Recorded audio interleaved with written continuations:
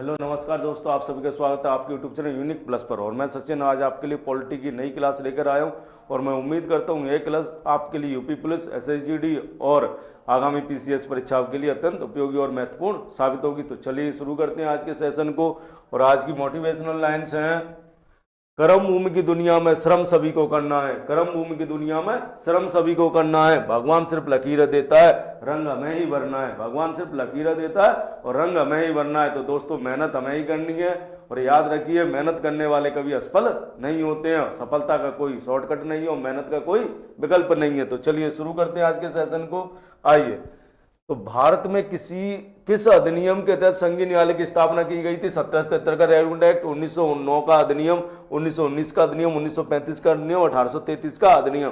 तो देखिए 1773 का रेगुलेट एक्ट, इस एक्ट द्वारा कंपनी इस एक्ट द्वारा ब्रिटिश संसद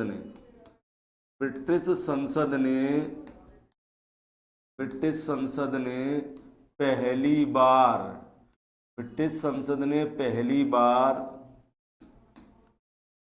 कंपनी के शासन में हस्तक्षेप किया। पहली बार कंपनी के शासन में हस्तक्षेप किया। ठीक है, हस्तक्षेप किया। ठीक है, इसलिए इसको क्या कहते हैं? रेगुलेटिंग एक्ट कहते हैं। 1773 के रेगुलेटिंग एक्ट के द्वारा ब्रिटिश संसद ने पहली बार कंपनी के शासन में हस्तक्षेप किया। दूसरी बात, और क्या काम किया? कलकत्ता में एक सुप्रीम कोर्ट की स्थापना। कलकत्ता में एक सुप्रीम कोर्ट की स्थापना की गई। ठीक है, कौन से रेगुलेटिंग एक्ट के द्वारा? 1773 के रेगुलेटिंग एक्ट के द्वारा कलकत्ता में एक सुप्रीम कोर्ट की स्थापना। यानी कलकत्ता में एक सुप्रीम कोर्ट की स्थापना। सुप्रीम कोर्ट की, आपसे पूछा जाएगा कि कलकत्ता में सुप्रीम कोर्ट की स्थापना कौन सा एक्ट है? 1773 का एक्ट। ठीक है, और जिसमें मुख्य न्यायाधीश कौन थे? एलजे एम्पे। सुप्रीम कोर्ट की स्थापना के जिसके मुख्य न्यायाधीश कौन थे? मुख्य न्यायाधीश कौन थे? मुख्य न्यायाधीश थे एलजे एम्पे। कौन थे? एलजे एम्पे मुख्य न्यायाधीश थे। एम्पे, ठीक है, एलजे एम्पे मुख्य न्यायाधीश थे। ठीक है, एलजे एम्पे मुख्य न्यायाधीश थे। दूसरी बात, 1809 का अधिनियम। 1809 के अधिनियम को मॉडलेमेंटो सुधार के नाम से जाना जाता है। 1809 के अधिनियम को मॉडलेमेंटो सुधार के नाम से जानते हैं। 1809 के अधिनियम। 1919 का अधिनियम। ठीक है, तो संघीय न्यायालय की स्थापना किस अधिनियम के तहत की गई थी? 1935 के अधिनियम के तहत संघीय न्यायालय की स्थापना की जाती है। आपसे पूछा था किस अधिनियम के तहत संघीय न्यायालय की स्थापना की गई थी, तो 1935 का जो अधिनियम, इस अधिनियम के तहत हमने संघीय न्यायालय की स्थापना की थी। ठीक है, बात करते हैं 1909 का अधिनियम। आइए 1909 के अधिनियम को देखते हैं। 1909 का अधिनियम, ठीक है, आइए इधर 1909 का अधिनियम। 1909 का अधिनियम, ठीक है। 1909 के अधिनियम में क्या था? देखिए 1909 के अधिनियम को मॉडलेमेंटो सुधार भी कहते हैं। मॉडलेमेंटो सुधार कहते हैं। 1909 के अधिनियम को क्या कहते हैं? मॉडलेमेंटो सुधार भी कहते हैं। ठीक है, मॉडलेमेंटो सुधार भी कहते हैं 1909 के अधिनियम को। और क्या काम होता है मॉडलेमेंटो सुधार कहते हैं? दूसरे, इसमें पृथक निर्वाचन की व्यवस्था की गई। किसके लिए? मुसलमानों के लिए। पृथक निर्वाचन की व्यवस्था की गई। किसके लिए? मुसलमानों के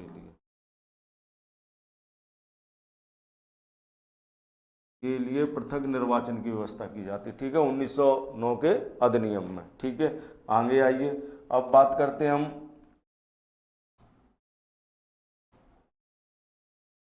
ठीक है, 1919 का अधिनियम। 1919 का अधिनियम,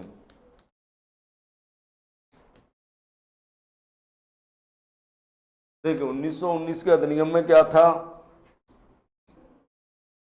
1919 के अधिनियम में देखिए इधर, पहली बात, प्रांतों में द्वैत शासन लागू। आपसे पूछा जाता है कि प्रांतों में द्वैत शासन कब लागू हुआ, तो 1919 के अधिनियम के तहत प्रांतों में द्वैत शासन लागू हुआ। ठीक है।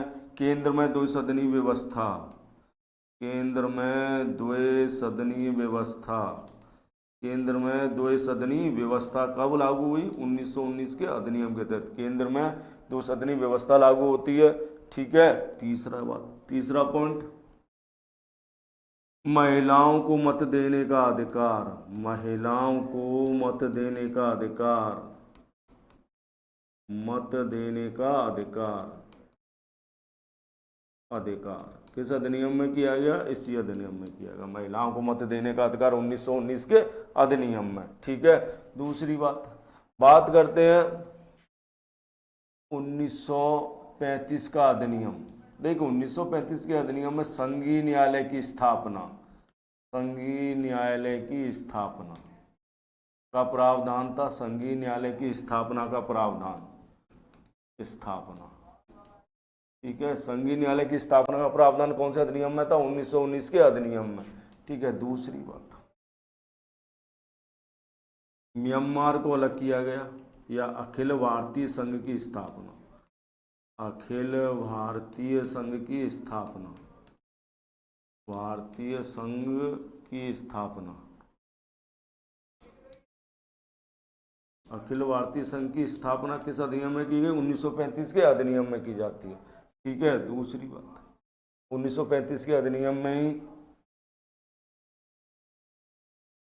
म्यांमार यानी बर्मा को भारत से अलग कर दिया गया, बर्मा को भारत से अलग। ये भी क्वेश्चन आपसे पूछा जाता है, बर्मा को भारत से अलग कर दिया गया, अलग कर दिया गया।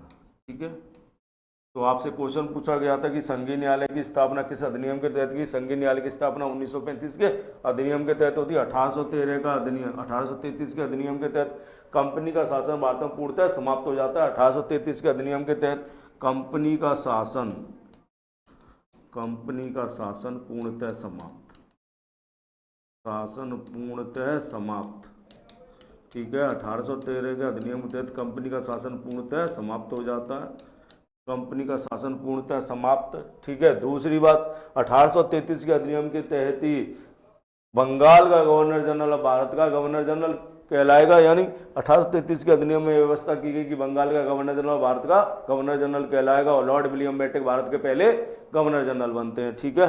लॉर्ड विलियम बेंटिक भारत के पहले गवर्नर जनरल बनते हैं। आपसे क्वेश्चन पूछा गया है कि भारत में किस अधिनियम के तहत संघीय न्यायालय की स्थापना की गई, तो 1935 के अधिनियम के तहत की। 1773 के रेगुलेटरी एक्ट के तहत कंपनी का शासन को, वो 1773 के कंपनी के शासन को ब्रिटिश संसद द्वारा पहली बार रेगुलेट किया गया, इसलिए इसका नाम रेगुलेटिंग एक्ट रखा गया है। 1909 के अधिनियम को मॉर्लेमेंटो सुधार भी कहते हैं। इस अधिनियम के तहत मुसलमानों के लिए पृथक निर्वाचन की व्यवस्था की गई, तो वायसराय की कार्यकारिणी में एक भारतीय सदस्य की नियुक्ति का प्रावधान किया गया, और एसपी सिन्हा पहले सदस्य जो वायसराय की कार्यकारिणी में नियुक्त किए गए। 1919 के अधिनियम को मॉन्टेस्क्यू चेम्सफोर्ड सुधार भी कहते हैं। इस अधिनियम के तहत प्रांतों में द्वैत शासन लागू किया गया, जबकि केंद्र में दो सदनी व्यवस्था की गई। दूसरे 1935 के अधिनियम में संघीय न्यायालय की स्थापना की गई, प्रांतों में उत्तरदायी सरकार का गठन किया गया।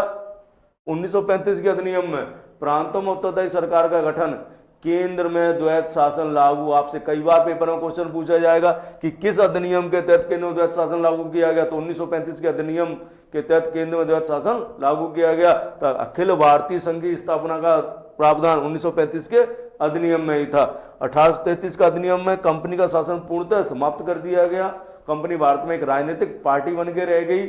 और बंगाल का गवर्नर जनरल क्या कहलाएगा, भारत का गवर्नर जनरल कहलाएगा। एक एक्ट और है 1813 का चार्टर एक्ट, इंपोर्टेंट है 1813 का चार्टर एक्ट। देखिए 1813 के चार्टर एक्ट में क्या है, इस एक्ट के तहत कंपनी का शासन भारत, वो कंपनी का व्यापारिक जो अधिकार था वो समाप्त कर दिया गया। बस कंपनी चाय और चीन यानी चाय और चीन के साथ व्यापार करेगी, यानी चाय और चीन के साथ व्यापार करेगी कंपनी। दूसरी बात और क्या किया गया, 1 लाख रुपया भारतीय शिक्षा पर खर्च करने का प्रावधान किया गया। 1 लाख वार्षिक रुपया खर्च किया जाएगा किस पर, भारतीय शिक्षा पर। ठीक है। तो ये था, आपसे क्वेश्चन पूछा गया है कि भारतीय किस अधिनियम के तहत संघीय न्यायालय की स्थापना 1935 के अधिनियम के तहत की, और जितने भी इंपोर्टेंट और बाकी के अधिनियम उन सब अधिनियमों पर मैंने आपसे चर्चा की है। चलिए अगले क्वेश्चन की ओर चलते हैं। अगला क्वेश्चन क्या कहता है आपसे, अगला क्वेश्चन कहता है कि निम्नलिखित में से किसके प्रावधानों के आधार पर कैबिनेट मिशन का गठन किया गया। निम्नलिखित में से किसके प्रावधानों के आधार पर कैबिनेट मिशन का गठन किया गया। तो चलिए बात करते हैं किसके प्रावधानों के आधार पर कैबिनेट मिशन का गठन किया गया। आइए देखिए, क्रिप्स मिशन कब आता है भारत में, 1942 में आता है Cripps Mission. Cripps Mission Bharat कब आया, 1942 में आया। क्रिप्स मिशन में भी संविधान सभा के गठन का प्रावधान था। उसमें यह कहा गया कि जब विश्व युद्ध समाप्त हो जाए उसके बाद हम एक संविधान सभा का गठन करेंगे, लेकिन इसको भारतीय नेताओं ने ठुकरा दिया था। अगस्त प्रस्ताव 1940 में आता है, ठीक है। माउंटबेटन योजना 1947 में आती है। माउंटबेटन योजना कब आती है, 1947 में माउंटबेटन योजना आती है। लेकिन कैबिनेट मिशन कब आया, कैबिनेट मिशन आता है तुम्हारा 1946 में। और कैबिनेट मिशन के प्रावधानों के आधार पर ही संविधान सभा का गठन किया गया। कैबिनेट मिशन के प्रावधानों के आधार पर ही किसका गठन किया गया, संविधान सभा का गठन किया। किसके प्रावधानों के आधार पर, संविधान सभा के प्रावधानों के आधार पर ही किसका गठन किया गया, कैबिनेट मिशन का गठन। तो कैबिनेट मिशन का गठन किसके प्रावधानों के आधार पर किया गया, संविधान सभा के प्रावधानों के आधार, वो कैबिनेट मिशन के आधार पर ही संविधान सभा का गठन किया गया, ठीक है। चलिए आगे चलते हैं अगले क्वेश्चन की ओर। अगला क्वेश्चन आपसे क्या कहता है, देखिए अगला क्वेश्चन आपसे कहता है कि संविधान सभा द्वारा स्थापित मौलिक अधिकारों और अल्पसंख्यक सलाहकार समिति के अध्यक्ष कौन थे, ठीक है। और सलाहकार समिति के अध्यक्ष कौन थे, ठीक है। तो आइए सलाहकार समिति के अध्यक्ष कौन थे। तो देखिए बात करते हैं सलाहकार समिति के अध्यक्ष। तो देखिए सरदार वल्लभ भाई जो पटेल थे यही सलाहकार समिति के अध्यक्ष थे, ठीक है। सरदार वल्लभ भाई पटेल यही प्रांतीय समिति के भी अध्यक्ष थे, प्रांतीय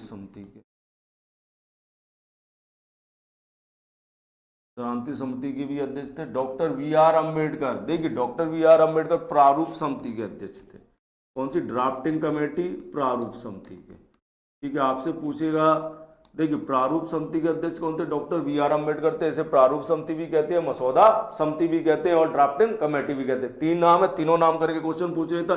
प्रारूप समिति, ड्राफ्टिंग कमेटी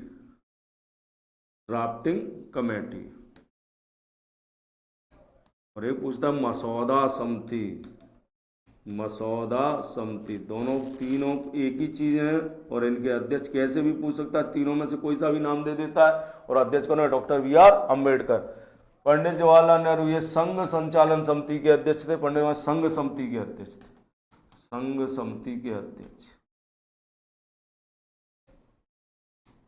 अध्यक्ष थे पंडित जवाहरलाल नेहरू, ठीक है। आपसे क्वेश्चन पूछा गया है कि मौलिक अधिकारों और अल्पसंख्यक सलाहकार समिति के अध्यक्ष कौन थे, तो सरदार वल्लभ भाई पटेल उसके अध्यक्ष थे, ठीक है। चलिए अगले क्वेश्चन की ओर चलते हैं। अगला क्वेश्चन कहता है कि भारतीय संविधान में राज्यों की संकल्पना कहाँ से प्राप्त की गई है। तो देखिए बात करते हैं इसमें राज्यों की संकल्पना के बारे में। तो पहले हम बात कर लेते हैं थोड़ा, चलिए आइए देखिए अमेरिका से क्या लिया गया है, अमेरिका से, आइए इधर देखिए बात करते हैं अमेरिका, यूएसए से क्या लिया गया। देखिए आप सबको पता है अमेरिका से हमने यूएसए से क्या लिया, यूएसए से लिए मौलिक अधिकार। मौलिक अधिकार कहाँ से लिए आपने, यूएसए से। फंडामेंटल राइट्स कहाँ से लिए, यूएसए से लिए। मौलिक अधिकार अमेरिका के संविधान से लिए हैं। दूसरी बात, न्यायपालिका की स्वतंत्रता, न्यायपालिका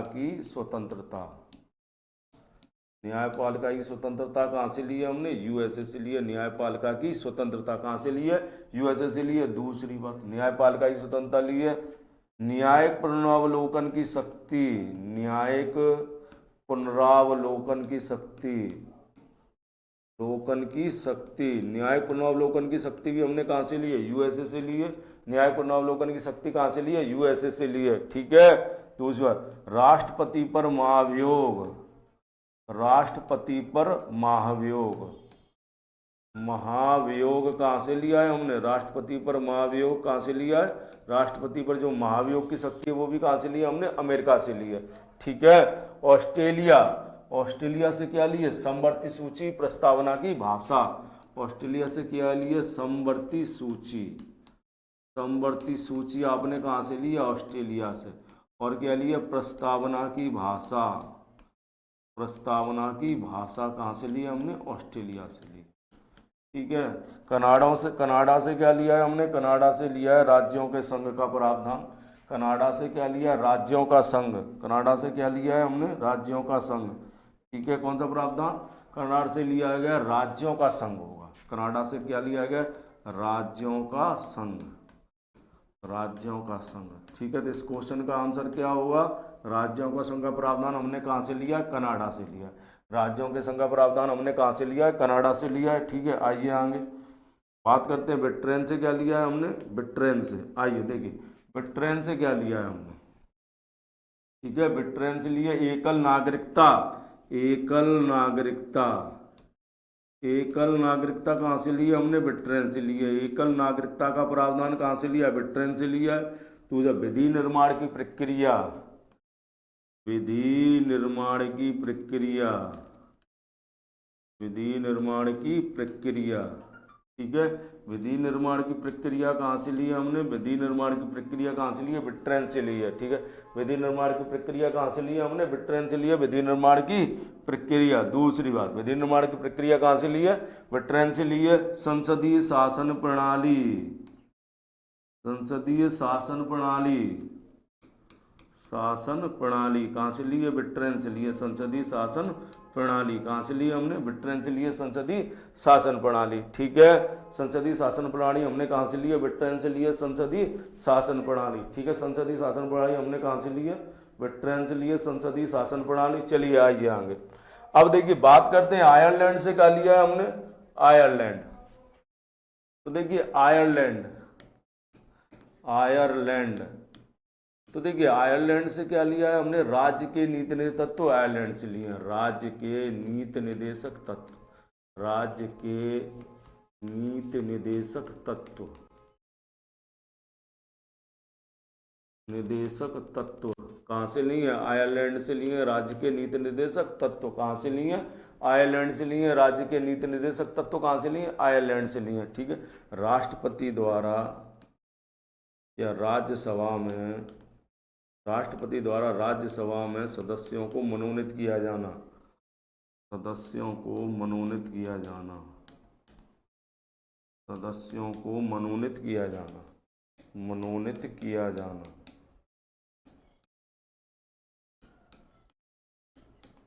ठीक है। राष्ट्रपति द्वारा राज्यसभा सदस्यों को मनोनीत किया जाना। ठीक है। आइए बात करते हैं जर्मनी से क्या लिया है?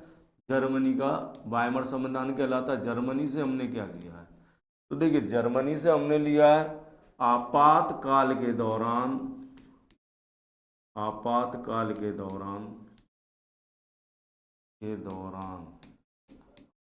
मूल अधिकारों का निलंबन। आपातकाल के दौरान मूल अधिकारों का निलंबन, आपातकाल के दौरान मूल अधिकारों का निलंबन हमने कहाँ से लिया? जर्मनी से लिया। आपातकाल के दौरान मूल अधिकारों का निलंबन ये हमने कहाँ से लिया? जर्मनी से लिया। आपातकाल के दौरान मूल अधिकारों का निलंबन कहाँ से लिया? जर्मनी से लिया है। ठीक है। दूसरी बात, 1935 का अधिनियम। 1935 के अधिनियम से क्या लिया है हमने? आपातकाल। याद रखना आपातकाल 1935 के अधिनियम से लिया है और आपातकाल के दौरान मूल अधिकारों का निलंबन जर्मनी से लिया। अगर 1935 का अधिनियम नहीं दिया गया है तब उस क्वेश्चन का आंसर क्या हो जाएगा? तब जर्मनी हो जाएगा। ठीक है। वैसे आपातकाल कहाँ से लिया गया? 1935 के अधिनियम से लिया गया। ठीक है। आगे बात करते हैं फ्रांस। फ्रांस से क्या लिया हमने? गणतंत्रात्मक व्यवस्था। गणतंत्रात्मक व्यवस्था।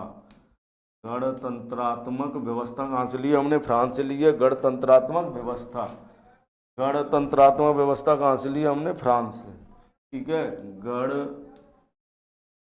गणतंत्रात्मक व्यवस्था, गणतंत्रात्मक व्यवस्था हमने कहाँ से लिया? फ्रांस से लिया। ठीक है। गणतंत्रात्मक व्यवस्था और वयोवृद्धों का सम्मान, वयोवृद्धों का सम्मान, वयोवृद्धों का सम्मान कहाँ से लिया है हमने? फ्रांस से लिया है। ठीक है। तो चलिए आइए आपसे क्वेश्चन क्या पूछा गया? आपसे क्वेश्चन पूछा गया है कि भारतीय संविधान में राज्यों की संघ की संकल्पना कहाँ से ली गई? तो कनाडा से ली गई है। ठीक है। आयरलैंड से मैंने आपको बता दिया राज्य के नीति तत्व आयरलैंड से लिए गए हैं। ठीक है। फ्रांस से क्या गणतंत्र की व्यवस्था ली गई है, वह वृद्धों। जर्मनी से क्या लिया गया, जर्मनी से लिया गया आपसे आपातकाल के दौरान मूल अधिकारों का निलंबन। रूस से मौलिक कर्तव्य, रूस से क्या लिए गए हैं, मौलिक कर्तव्य लिए गए हैं रूस से मौलिक कर्तव्य, रूस से क्या लिए गए, मौलिक कर्तव्य लिए गए। पंचवर्षीय योजनाएं ली गई हैं, ठीक है। दूसरी बात आपसे पूछा जाता है संविधान संशोधन की प्रक्रिया, तो संविधान संशोधन की प्रक्रिया हमने दक्षिणी अफ्रीका से ली है। संविधान संशोधन की प्रक्रिया हमने कहाँ से ली है, दक्षिणी अफ्रीका से ली है, ठीक है। तो आपसे क्वेश्चन पूछा गया भारतीय संविधान और राज्यों के संघ की संकल्पना कहाँ से ली गई है, तो कनाडा के संविधान से ली गई है। तो चलिए अगले क्वेश्चन की ओर चलते हैं। अगला क्वेश्चन क्या है, अगला क्वेश्चन कहता है कि संविधान की चौथी अनुसूची विवेचित करती है। तो देखिए संघ और राज्य क्षेत्र का संबंध कौन सी अनुसूची में, पहली अनुसूची में, ठीक है। संघ और राज्य क्षेत्र का संबंध कौन सी में, पहली अनुसूची। संघ और राज्य का, संघ एवं राज्य कौन सी अनुसूची में दिए गए, पहली अनुसूची में दिए गए हैं। संवैधानिक अधिकारियों के वेतन दूसरी अनुसूची में, दूसरी अनुसूची में क्या है, संघ व अधिकारियों के वेतन दिए गए हैं। शपथ का प्रारूप तीसरी अनुसूची में, शपथ जो अधिकारी हैं उनकी शपथ तीसरी अनुसूची, शपथ व प्रतिज्ञा तीसरी अनुसूची में दिया गया। राज्यसभा की सीटों का आवंटन, यानी राज्यों में राज्यसभा की कितनी सीटें होंगी, इसका आवंटन कौन सी अनुसूची में दिया गया, चौथी अनुसूची में, चौथी अनुसूची में दिया गया। राज्यसभा की सीटों का आवंटन, यानी किस राज्य में राज्यसभा की कितनी सीटें होंगी। एससी और एसटी क्षेत्रों का प्रशासन पांचवी अनुसूची में, पांचवी अनुसूची में, ठीक है। आपसे क्वेश्चन पूछा जाता है असम, मेघालय, त्रिपुरा, मिजोरम, यानी असम, मेघालय, त्रिपुरा, मिजोरम क्षेत्रों का प्रशासन, यानी असम, मेघालय, त्रिपुरा, यानी असम, मेघालय, त्रिपुरा और मिजोरम, इन चार राज्यों का जनजातीय क्षेत्रों का प्रशासन किस अनुसूची में दिया गया, छठवीं अनुसूची में। कौन सी अनुसूची है, छठवीं अनुसूची। कौन सी अनुसूची है, छठवीं अनुसूची में दिया गया है ये, ठीक है। दूसरा, केंद्र राज्य के मध्य शक्तियों का विभाजन, केंद्र राज्य के मध्य शक्तियों का विभाजन सातवीं अनुसूची है। आइए सातवीं अनुसूची में केंद्र राज्यों की शक्तियों का विभाजन सातवीं अनुसूची, ठीक है। इसमें तीन अनुसूची है, समवर्ती सूची है, समवर्ती सूची, राज्य सूची और केंद्र सूची है, ठीक है। केंद्र राज्य के मध्य शक्तियों के विभाजन में सातवीं अनुसूची में दिया है। सातवीं अनुसूची में तीन सूचियां दी गई हैं, केंद्र सूची जिस पर कानून बनाने का अधिकार केंद्र को, राज्य सूची जिस पर कानून बनाने का अधिकार राज्य को है, और समवर्ती सूची जिस पर कानून बनाने का अधिकार केंद्र और राज्य दोनों को है, ठीक है। भाषा आठवीं अनुसूची में दी गई। वर्तमान में कितनी भाषाएं, 22 भाषाएं आठवीं अनुसूची में दी गई। नौवीं अनुसूची ये पहले संविधान संशोधन के तहत जोड़ी गई थी। नौवीं अनुसूची पहले संविधान संशोधन के तहत जोड़ी गई थी। नौवीं अनुसूची किसके तहत जोड़ी गई, पहले संविधान संशोधन के तहत हमने नौवीं अनुसूची को जोड़ा था। ये नौवीं अनुसूची किससे संबंधित, ये भूमि सुधार से संबंधित है। किससे संबंधित है, भूमि सुधार से संबंधित है नौवीं अनुसूची, ठीक है। नौवीं अनुसूची कब जोड़ी गई, नौवीं अनुसूची पहले संविधान संशोधन के तहत जोड़ी गई थी, भूमि सुधार से संबंधित है। 10वीं अनुसूची दल बदल, ठीक है। 10वीं अनुसूची 52वें संविधान संशोधन 1985 के द्वारा जोड़ी गई थी। 10वीं अनुसूची जो है दल बदल से संबंधित है, और ये 52वें संविधान संशोधन 52वें संविधान संशोधन 1985 में जोड़ी गई, दल बदल से संबंधित है। किससे संबंधित, दल बदल से संबंधित है, ठीक है। आपसे पूछा गया संविधान की चौथी अनुसूची विवेचित करती है, तो चौथी अनुसूची किसको विवेचित करती है, राज्यसभा में सीटों का आवंटन को विवेचित करती है चौथी अनुसूची, ठीक है। दो अनुसूचियां और जान लेते हैं, 11वीं और 12वीं अनुसूची। तो देखिए 11वीं जो अनुसूची है, 11वीं अनुसूची, 11वीं अनुसूची जो है वो 11वीं अनुसूची किससे संबंधित है, बात करते हैं 11वीं अनुसूची की, ठीक है। आइए 11वीं अनुसूची,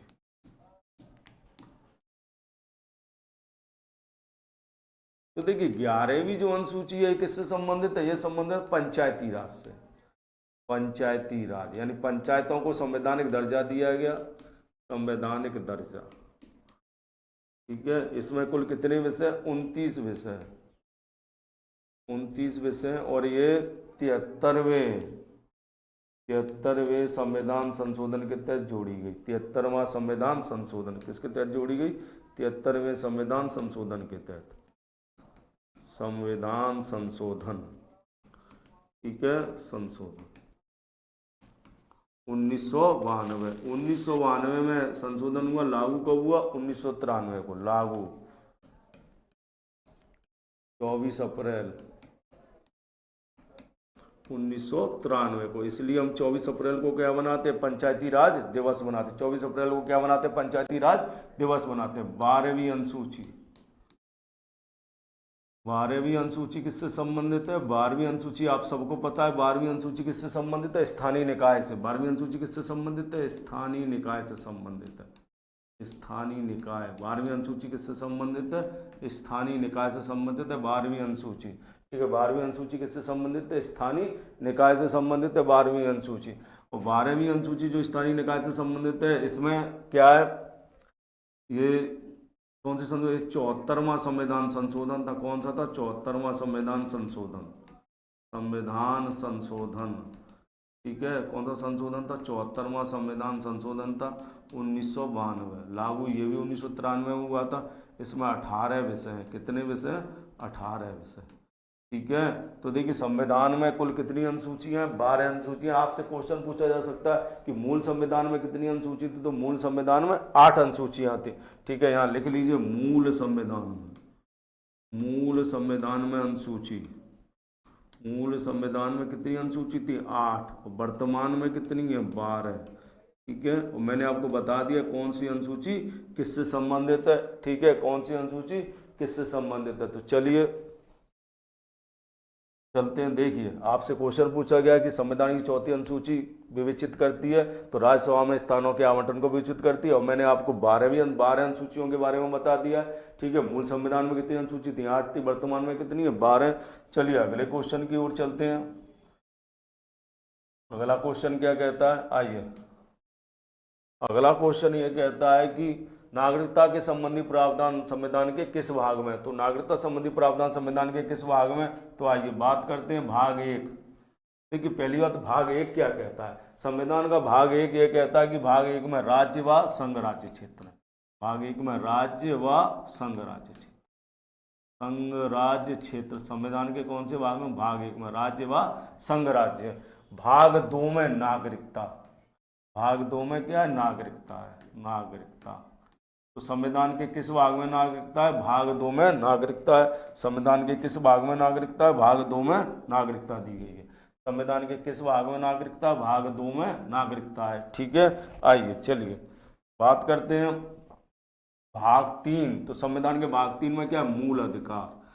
भाग 3 में क्या दिए गए हैं, मूल अधिकार।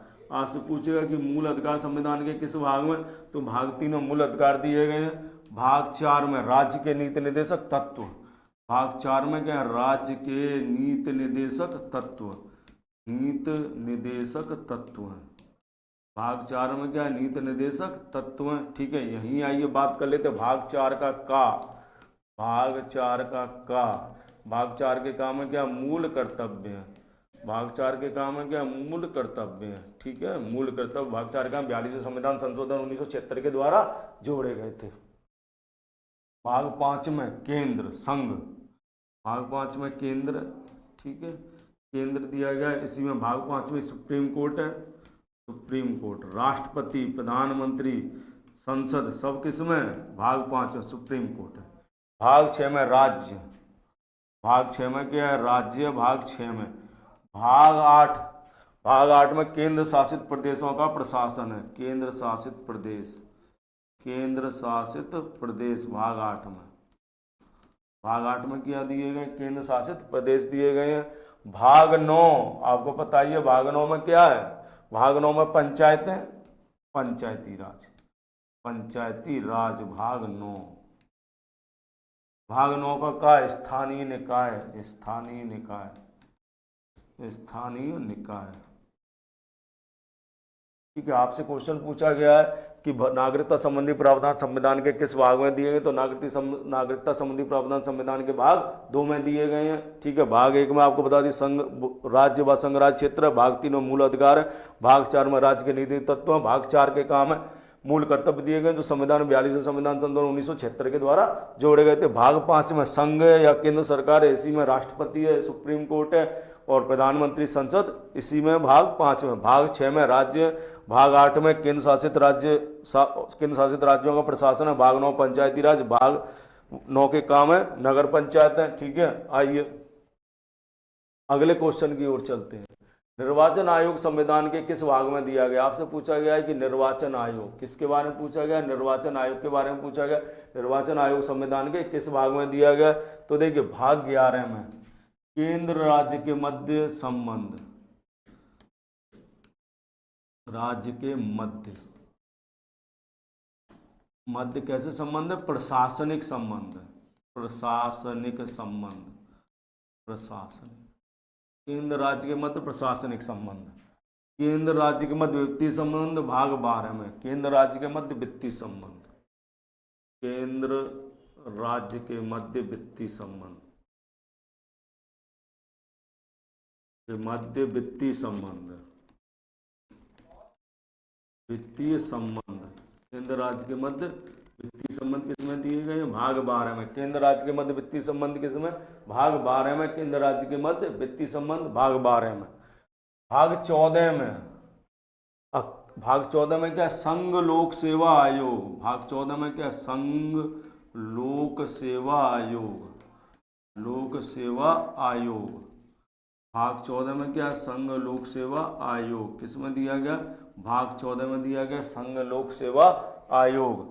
भाग 15 में निर्वाचन आयोग, भाग 15 में क्या है? निर्वाचन आयोग, निर्वाचन आयोग, निर्वाचन आयोग किसमें दिया गया? भाग 15 में दिया गया निर्वाचन आयोग। निर्वाचन आयोग कौन से में? भाग 15 में दिया गया निर्वाचन आयोग। भाग 16 में SC/ST के लिए विशेष उपबंध, SC/ST के लिए विशेष उपबंध, के लिए विशेष उपबंध है, विशेष उपबंध, SC/ST के लिए विशेष उपबंध है, ठीक है, उपबंध कौन से आर्टिकल में? भाग 16 में। भाग 17 में राजभाषा, भाग 17 में क्या? राजभाषा है, भाग 17 में राजभाषा। आपसे पूछेगा राजभाषा संविधान के किस भाग में? भाग 17 में राजभाषा दी गई है। भाग 18 में संविधान संशोधन, वो भाग 18 में आपात उपबंध, भाग 18 में क्या? आपात उपबंध, भाग 18 में आपात उपबंध, आपात उपबंध, उपबंध किसमें? भाग 18 में, ठीक है। भाग 20 में संविधान संशोधन, ठीक है, भाग 20 में क्या दिया गया? संविधान संशोधन, संविधान संशोधन, ठीक है। मैंने देखिए आपको संविधान के जो इम्पोर्टेंट भाग हैं वो सारे करा दिए। आपसे पूछा गया निर्वाचन आयोग संविधान के किस भाग में दिया गया? तो निर्वाचन आयोग जो संविधान के भाग 15 में, निर्वाचन आयोग संविधान के भाग 15 में क्या है? निर्वाचन आयोग सही है। इस क्वेश्चन का आंसर होगा भाग 15, भाग 15 में निर्वाचन आयोग दिया। देखिए भाग 12 में केंद्र राज्य के मध्य संबंध, केंद्र राज्य के मध्य जो संबंध है कैसे संबंध? प्रशासनिक संबंध, भाग किसमें दिए? 11 में। भाग 12 में केंद्र राज्य के मध्य वित्तीय संबंध, भाग 14 में संघ लोक सेवा आयोग, संघ लोक सेवा आयोग व राज्य लोक सेवा आयोग भाग 14 में। भाग 15 में निर्वाचन आयोग है, भाग 16 में केंद्र व SC/ST के लिए विशेष उपबंध है, इसी में SC आयोग, ST आयोग, OBC आयोग दिया गया है। भाग 17 में राजभाषा है, भाग 18 में आपात उपबंध और भाग 20 में संविधान संशोधन है, ठीक है। तो 2 क्वेश्चनों में मैंने आपको संविधान के सारे भाग करा दिए। चलिए अगले क्वेश्चन की ओर चलते हैं। अगला क्वेश्चन ये कहता है कि निम्नलिखित में से कौन भारतीय संविधान की प्रस्तावना में उल्लेखित नहीं है? तो देखिए सामाजिक न्याय, आर्थिक न्याय, राजनीतिक न्याय, धार्मिक न्याय, हम भारत के लोग, संपूर्ण प्रभुत्व संपन्न, समाजवाद, धर्मतंत्र निरपेक्ष, लोकतंत्रात्मक। तो देखिए पहले मेरी बात सुनिए। देखिए जो हमारा संविधान की जो प्रस्तावना है उसकी शुरुआत कहाँ से होती है? हम भारत के लोग हैं। इसकी शुरुआत कहाँ से होती है? हम भारत के लोग से उसकी शुरुआत होती है, ठीक है। तो आपसे ये भी क्वेश्चन पूछा जा सकता है कि भारत का संविधान किससे शक्ति प्राप्त करता है? तो भारत का संविधान जो अपनी शक्ति प्राप्त करता है वो भारत के लोगों से करता है, यानी भारत की जनता से प्राप्त करता है। आपसे पूछेगा भारत का संविधान किसको समर्पित है? तो भारत की जनता को समर्पित है, ठीक है, भारत के लोग। दूसरा संपूर्ण प्रभुत्व संपन्न, देखिए इस पर ध्यान दीजिए, संपूर्ण प्रभुत्व संपन्न। आपसे पूछेगा किसी भी देश के लिए सबसे महत्वपूर्ण तत्व क्या होता है? उसकी संप्रभुता होती है। संप्रभुता का मतलब होता है कि कोई भी देश निर्णय लेने के लिए स्वतंत्र है, ठीक है। संप्रभुता का तात्पर्य क्या है? कोई भी देश अपने निर्णय लेने के लिए स्वतंत्र है। दूसरा समाजवाद, पंथ निरपेक्ष, देखिए सभी लोग समान है, समाज में सभी लोग क्या होंगे? समान होंगे, ठीक है। पंथ निरपेक्ष कहता है राज्य का कोई धर्म नहीं होगा। देखिए ये दोनों शब्द जो हैं 42वें संविधान संशोधन 1976 के द्वारा जोड़े गए। 42वें संविधान संशोधन द्वारा, संविधान संशोधन 1976, ठीक है, किसके द्वारा? 42वें संविधान संशोधन 1976 के द्वारा। लोकतंत्रात्मक तात्पर्य जनता द्वारा जनता का शासन। लोकतंत्र का तात्पर्य क्या? जनता द्वारा जनता का शासन, ठीक है। दूसरी बात, गणराज्य। गणराज्य का मतलब होता है कि इस राज्य का मुखिया जो होगा वो निर्वाचित होगा, वंशानुगत नहीं होगा। तो भारत का मुखिया कैसा होता है? निर्वाचित होता है। राष्ट्रपति निर्वाचित होता है, वंशानुगत नहीं होता। राष्ट्र की एकता अखंडता बनाए रखेंगे। तो देखिए राष्ट्र की एकता अखंडता शब्द भी ये भी 42वें संविधान संशोधन द्वारा जोड़ा गया। किसके द्वारा? 42वें संविधान संशोधन द्वारा, संविधान संशोधन द्वारा जोड़ा गया। संशोधन द्वारा किसमें जोड़ा गया? प्रस्तावना में। व्यक्ति की गरिमा यानी व्यक्ति को जो गरिमापूर्ण जीवन जीने का अधिकार है। बंधुत्व, बंधुत्व शब्द इसलिए जोड़ा गया है कि भारत देखिए विविधताओं में अनेकता वाला देश है, तो इस देश में सभी लोग भाईचारे के साथ रहेंगे, ठीक है। तो देखिए अब तक मैंने आपके साथ जितने टर्मों पर चर्चा की, जितने भी टर्मों पर चर्चा की मैंने, वो सारे जो टर्म है ये सारे टर्म किस में दिए गए? प्रस्तावना में दिए गए हैं, ठीक है। यानी हम भारत के लोग संपूर्ण प्रभुत्व संपन्न समाजवादी तंत्र लोकतंत्र गणराज्य, ये सारे शब्द किसमें दिए गए? प्रस्तावना में दिए गए, जिसमें से संप्रभुता जो है सबसे महत्वपूर्ण तत्व है किसी राज्य के लिए। यानी कोई भी राज्य अपने निर्णय लेने के लिए स्वतंत्र है तो वो संप्रभु राष्ट्र कहलाता है, और भारत कैसा राष्ट्र है? संप्रभु राष्ट्र है। दूसरी बात देखिए प्रस्तावना में 3 प्रकार के न्याय की बात की गई, सामाजिक न्याय, आर्थिक न्याय और राजनीतिक न्याय। यानी न्याय कितने प्रकार के हैं प्रस्तावना? 3 प्रकार के न्याय, सामाजिक, आर्थिक और राजनीतिक न्याय है। आपसे क्वेश्चन पूछा गया कि प्रस्तावना में किसका उल्लेख नहीं किया गया है, तो देखिए प्रस्तावना में जिसका उल्लेख नहीं है वो तत्व है धार्मिक न्याय। ये प्रस्तावना में धार्मिक न्याय का कोई उल्लेख नहीं किया गया, क्योंकि राज्य का कोई धर्म नहीं है, इसलिए प्रस्तावना में धार्मिक न्याय का कोई उल्लेख नहीं किया गया है। चलिए अगले क्वेश्चन की ओर चलते हैं। आइए अगला क्वेश्चन क्या कहता है आपसे? अरे भैया आइए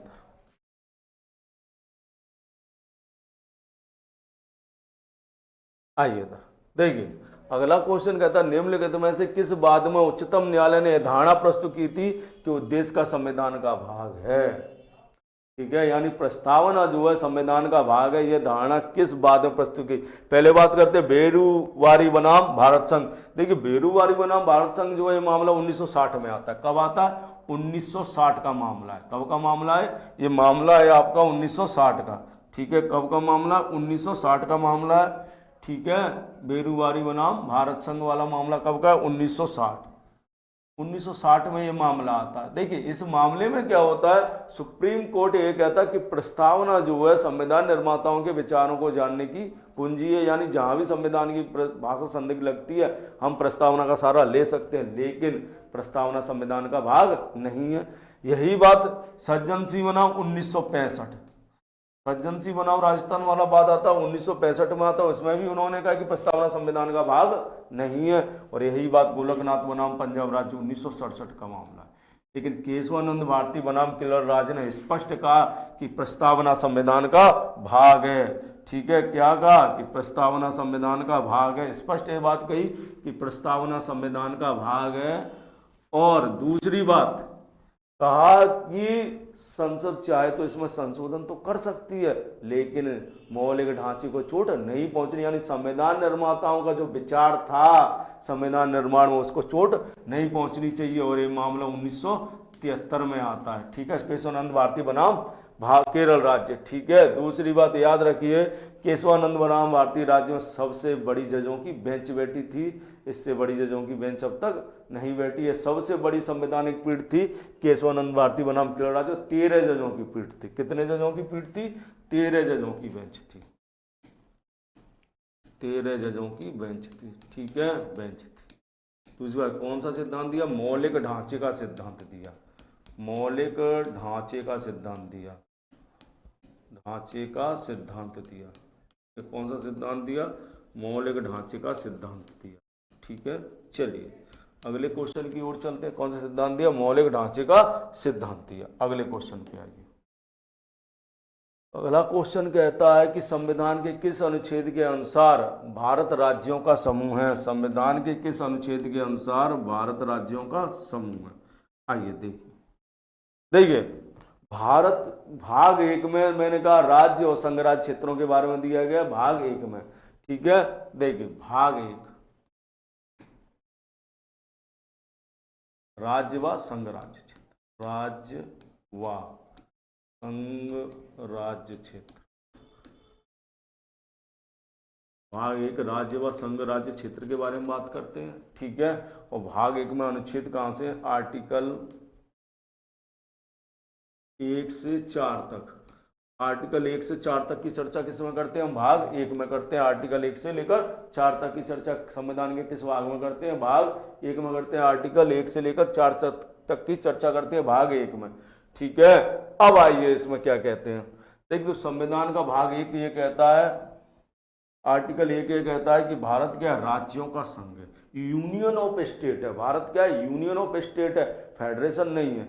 यानी भारत में क्या है? यूनियन ऑफ स्टेट है, यानी राज्यों का संघ है। राज्यों का संघ है भारत। कौन सा अनुच्छेद कहता है? अनुच्छेद 1 कहता है कि भारत राज्यों का संघ है। ठीक है, भारत क्या है? राज्यों का संघ है। कौन सा अनुच्छेद कहता है? अनुच्छेद 1 कहता है। ठीक है, अनुच्छेद 2 कहता है कि कोई नया राज्य क्षेत्र भारत में शामिल होना चाहे तो हो सकता है। कोई नया राज्य क्षेत्र, कोई नया राज्य क्षेत्र शामिल होना चाहे तो हो सकता है। कोई नया राज्य क्षेत्र शामिल हो सकता है, यानी जो भारत का हिस्सा नहीं है वो शामिल होना चाहता है। ठीक है, अनुच्छेद 2 ये कहता है जो भारत का हिस्सा नहीं है, भारत में शामिल होना चाहता है तो उसे हम शामिल कर सकते हैं। ठीक है, दूसरी बात, आर्टिकल 3 क्या कहता है? आर्टिकल 3 ये कहता है कि जैसे कोई भी राज्य है उसकी सीमा परिवर्तन करना है। किसी भी राज्य का सीमा परिवर्तन, सीमा परिवर्तन, राज्य की क्या करना है आपको? सीमा परिवर्तन करनी है। ठीक है, राज्य की क्या करनी है आपको? सीमा परिवर्तन करनी है किसी भी राज्य की। ठीक है, दूसरी बात, सीमा परिवर्तन करनी है, नाम परिवर्तित करना है, नाम परिवर्तित करना है, नाम परिवर्तित करना है। तो ये सब किस में आएगा? सीमा परिवर्तन करनी है, नाम परिवर्तित करना है, तो ये भाग वो अनुच्छेद 3 में आएगा। अनुच्छेद 4 ये कहता है कि आर्टिकल 2 और 3 के तहत किए गए संशोधन संविधान संशोधन नहीं माने जाएंगे। दूसरा, आर्टिकल 2 और 3 के तहत संशोधन करने का अधिकार सिर्फ संसद को है, राज्य विधानमंडल को नहीं है। आर्टिकल 2 और 3 के तहत किए संशोधन करने का अधिकार किसको है? सिर्फ राज्य विधानमंडल को है। ठीक है, 2 और 3 के तहत संशोधन करने का अधिकार किसको है? सॉरी, संसद को है। आर्टिकल 2 और 3 के तहत जो भी संशोधन होंगे वो संशोधन करने का अधिकार किसको? संसद को है, राज्य विधानमंडल को नहीं है। ठीक है, आज से पूछा गया है कि संविधान के किस अनुच्छेद के अनुसार राज्यों का समूह है, तो आर्टिकल किसमें दिया गया है? राज्यों का समूह है। आर्टिकल 1 में दिया गया कि वो क्या? राज्यों का समूह है। ठीक है, आइए चलिए अगले क्वेश्चन की ओर चलते हैं। अगला क्वेश्चन क्या कहता है आपसे? अगला क्वेश्चन कहता है कि भारत में राज्य पुनर्गठन आयोग की संस्तुति किस आधार पर, भाषाई आधार पर राज्य गठन किस वर्ष किया गया? देखिए आइए था। देखिए, हमारा देश 1947 को 15 अगस्त 1947 को आज़ाद हो जाता। उसी से पहले ही, मतलब आज़ादी से पहले भी राज्यों में गठन की मांग चल रही थी। किसके आधार? भाषा के आधार पर। ठीक है, तो सबसे पहले एस के धर आयोग बनता है। कौन सा आयोग बना? एस के धर आयोग। एस के धर आयोग का गठन होता है। ठीक है, लगभग 1948 में गठन होता है एस के धर आयोग। एस के धर आयोग ने अपनी रिपोर्ट में कहा, इसने अपनी रिपोर्ट दी, अपनी रिपोर्ट में कहा कि भाषा के आधार पर राज्यों का गठन नहीं हो सकता। इसने कहा, क्या कहा? कि भाषा के आधार पर राज्यों का गठन नहीं हो सकता।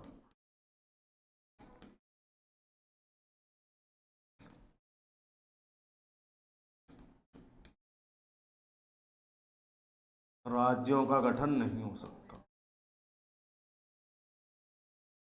यानी भाषा के आधार पर राज्यों का गठन नहीं हो सकता। ये बात किसने कही? एस के धर आयोग ने कही। इसके बाद जेबीपी समिति बनती है, जेबीपी समिति। जेबीपी समिति के सदस्य कौन थे? जवाहरलाल नेहरू, वल्लभ भाई पटेल और पट्टाभी सीतारामैया थे। जेबीपी समिति ने भी एस के दर आयोग की रिपोर्ट की पुष्टि कर दी। जेबीपी समिति ने भी कहा कि नहीं भैया, भाषा के आधार पर राज्यों का गठन नहीं हो सकता, भाषा के आधार पर राज्यों का गठन नहीं। ठीक है, अब भाषा के आधार पर राज्यों का गठन नहीं हो सकता, ये बात तय हो गई, तो क्या हुआ? आंदोलन तीव्र हो गया। ठीक है, और 15 दिसंबर 1952 को रामल्लू की मृत्यु हो जाती है, लंबी भूख हड़ताल के बाद। 15 दिसंबर 1952 लंबी भूख हड़ताल के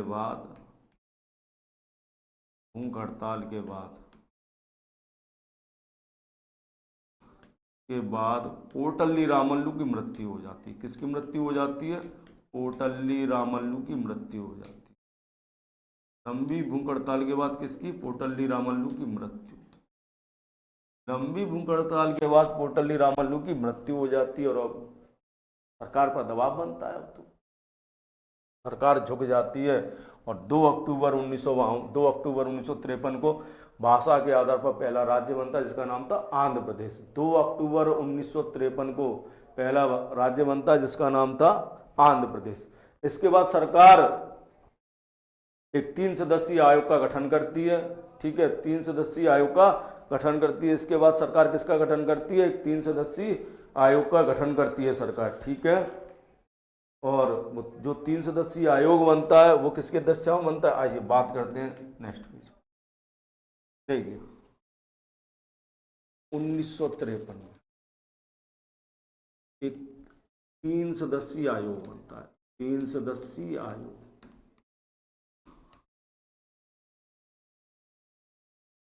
आयोग बनता है, और उस आयोग के अध्यक्ष कौन थे? अध्यक्ष थे फजल अली। 3 सदस्यीय आयोग बना, फजल अली जिसके अध्यक्ष थे, फजल अली। ये 3 सदस्यीय आयोग कौन सा? राज्य पुनर्गठन आयोग, राज्य पुनर्गठन आयोग। ठीक है, 3 सदस्यीय आयोग था, जिसके सदस्य कौन थे? अध्यक्ष फजल अली थे, और सदस्य कौन थे? 2 सदस्य थे, जिसके पंडित हृदयनाथ कुंजरू और के.एम. पन्नेकर। पंडित हृदयनाथ कुंजरू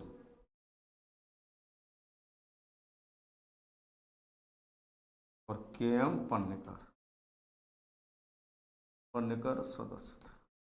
इस फजल अली आयोग ने अपनी रिपोर्ट सौंपी, और 1956 में राज्य पुनर्गठन अधिनियम आया। राज्य पुनर्गठन अधिनियम आया। ठीक है, और इस राज्य पुनर्गठन अधिनियम के तहत कितने राज्य थे? बातों से 14 राज्य और 6 संघ शासित प्रदेश।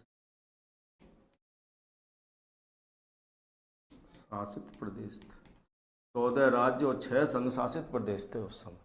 ठीक है, और वर्तमान में कितने राज्य हैं? वर्तमान में कितने राज्य? 28 राज्य और 8 केंद्र शासित प्रदेश है। 28 राज्य और 8 केंद्र शासित प्रदेश है वर्तमान में। ठीक है, तो आपसे क्वेश्चन पूछा गया कि राज्य पुनर्गठन अधिनियम। ठीक है, तो राज्य पुनर्गठन अधिनियम कब? 1956 में। ठीक है, इस क्वेश्चन का आंसर क्या होगा? 1956, राज्य पुनर्गठन अधिनियम। ठीक है, 1956 में कौन सा अधिनियम आया? राज्य पुनर्गठन अधिनियम आता है 1956 में। ठीक है, चलिए आइए। तो आपसे क्वेश्चन पूछा गया कि भारत में राज्य पुनर्गठन संस्कृति किस आधार पर, भाषाई आधार पर राज्यों का गठन किस वर्ष किया गया था? तो 1956 में किया गया था। ठीक है, 1956 में इसका गठन किया जाता है। आइए कुछ राज्य जो इम्पोर्टेंट है, आपसे पेपर में पूछा जा सकते हैं, उनके बारे में और जान लेते हैं अपन। ठीक है, आइए इधर देखिए, एक तो सिक्किम, बहुत पेपर में पूछा जाता है सिक्किम। तो देखिए, सिक्किम भारत का 22वां राज्य था, 22वां राज्य। सिक्किम भारत का 22वां राज्य था, और ये कब बना? 1975 में। सिक्किम को राज्य का दर्जा कब मिला? 1975 मिलता है सिक्किम को। आइए और राज्य जान लेते हैं। देखिए, एक 3 राज्य हैं, अरुणाचल प्रदेश, एक तो आपका अरुणाचल प्रदेश, अरुणाचल प्रदेश, मिजोरम,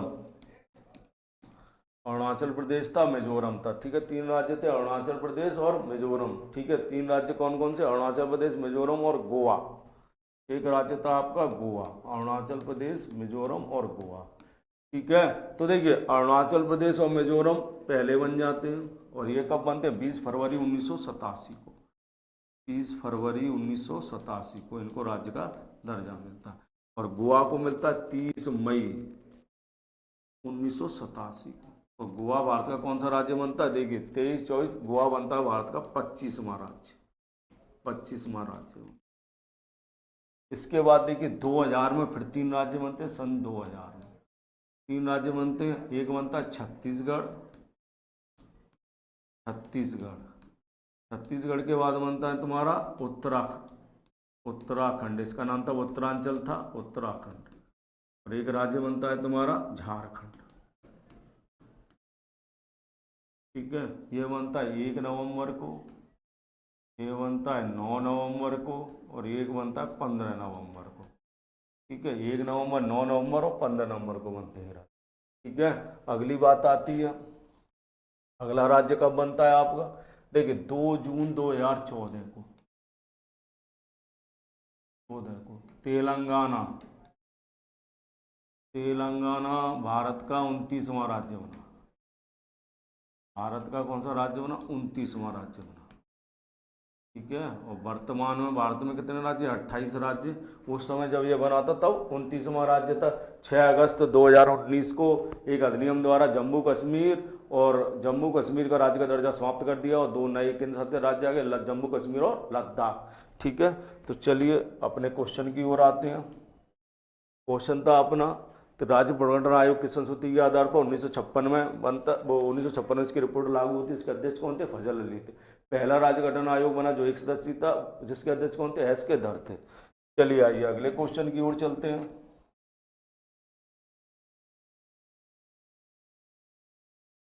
अगला क्वेश्चन कहता है कि भारत में नागरिकता की प्राप्ति नहीं की जा सकती जन्म से, रक्त संबंध के आधार पर, पंजीकरण के आधार, देशीकरण के आधार, सहकारिता के आधार, धन जमा करके।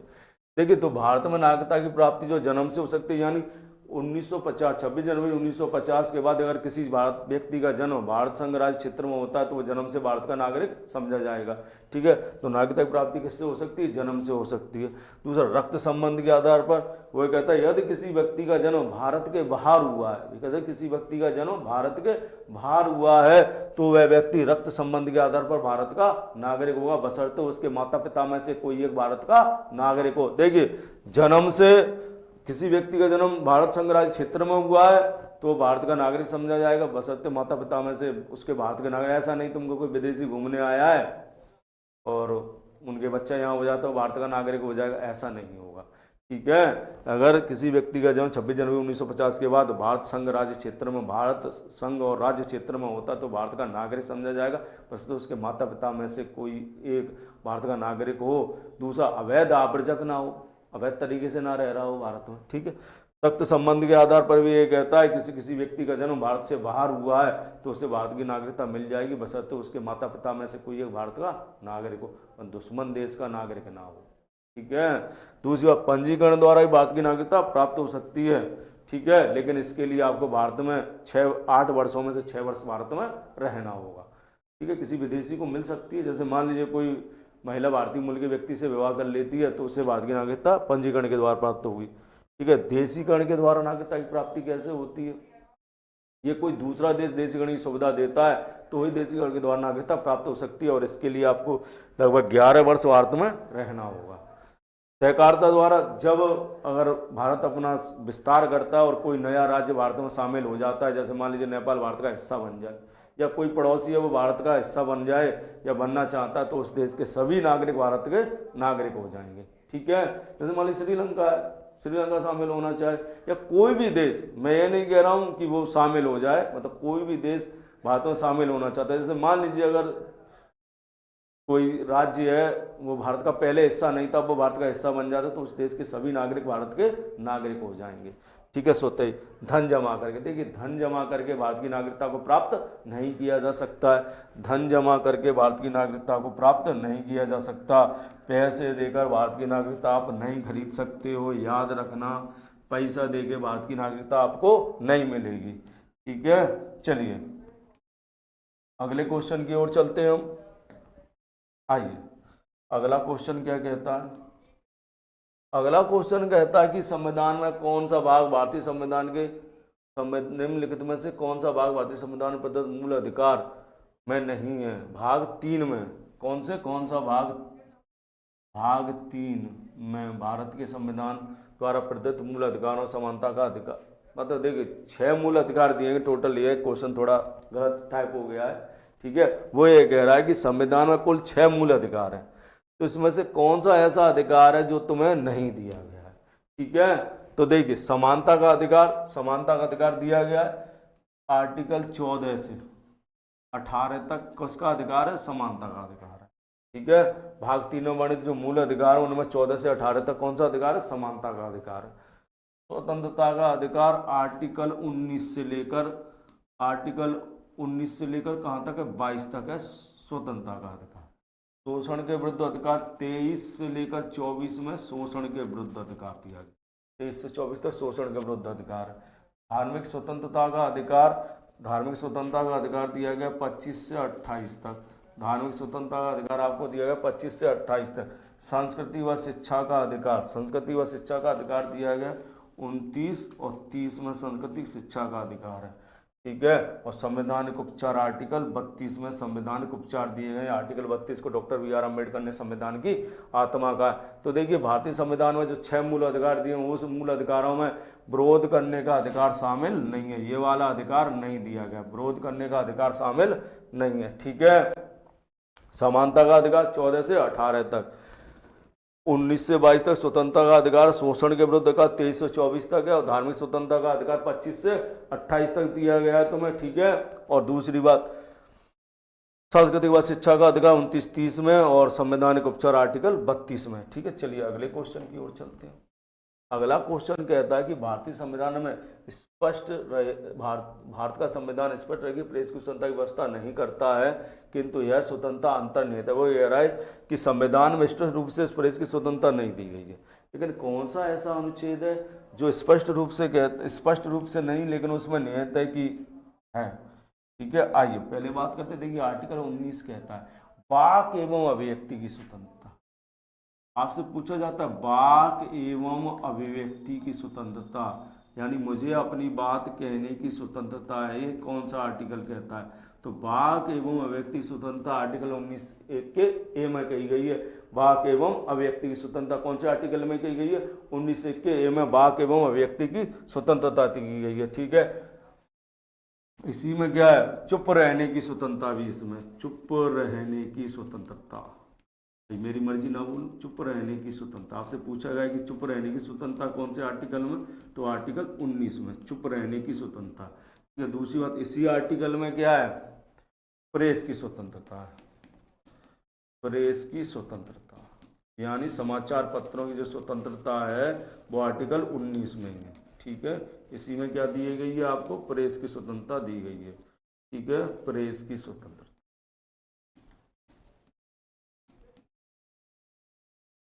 प्रेस की स्वतंत्रता कौन से आर्टिकल में दी गई है, 19(1) के ए में दी गई है। ठीक है, सॉरी लिख नहीं पाया, 19(1) का ए है, 19(1) का बी, 19(1) का सी, 19(1) का डी, 19(1) का ई, 19(1) का एफ और 19(1) का जी। ठीक है, दूसरी बात, तो इस क्वेश्चन का आंसर तो आपको पता ही चल गया होगा। इस क्वेश्चन का आंसर क्या है, इस क्वेश्चन का आंसर है 19(1) का ए। ठीक है, चलिए अन्य पर हम बात कर लेते हैं, अन्य की बात करते हैं। अन्य में क्या है, देखिए आइए इधर बात करने 19(1) का बी क्या कहता है। देखिए 19(1) का बी कहता है कि आपको संघ, यानी 19(1) का ये कहता है कि आपको शांतिपूर्वक सम्मेलन करने की स्वतंत्रता है। मैं कहूँ शांतिपूर्वक सम्मेलन, शांतिपूर्वक सम्मेलन, आप शांतिपूर्वक सम्मेलन कर सकते हैं। ठीक है, ये नहीं कि सम्मेलन करें दंगे वाला, सम्मेलन करने की स्वतंत्रता। ठीक है, डंडा लेके सम्मेलन करें, हथियार लेके सम्मेलन करें, ऐसे नहीं हो सकता। रैली निकाल रहे हैं, ठीक है, तो शांतिपूर्ण रैली निकालिए आप, ठीक है, उसका आपको अधिकार है। ऐसी रैली ना निकालिए भैया कि दूसरा किसमें आ जाए, असुरक्षा की स्थिति महसूस करे। ठीक है, दूसरा पहले का और 1981 का था संघ बनाने की स्वतंत्रता, संघ बनाने की स्वतंत्रता, संघ बनाने की स्वतंत्रता। लेकिन ऐसा संघ ना बनाए जो देश की शांति के लिए अहितकर हो, संघ बनाने की स्वतंत्रता है आप।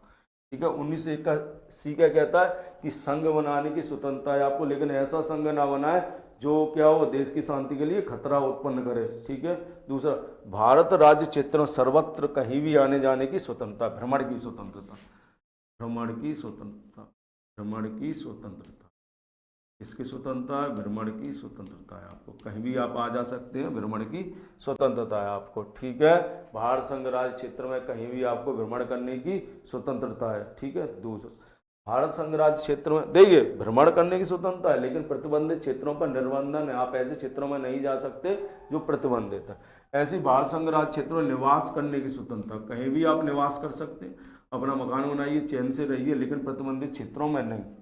या अपनी ज़मीन खरीद कर रही है, यानी दूसरे की ज़मीन घेर कर और कहेंगे निवास की स्वतंत्रता है, ऐसा नहीं, दूसरे की ज़मीन नहीं घेरनी है, या सरकारी ज़मीन पर कब्जा नहीं।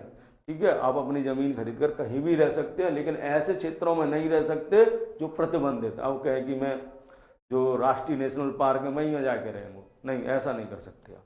ठीक है, अब देखिए 1901 का ऐप था, ये समाप्त कर दिया गया। ये क्या कर दिया गया, समाप्त कर दिया। ये पहले संपत्ति का अधिकार हुआ करता था।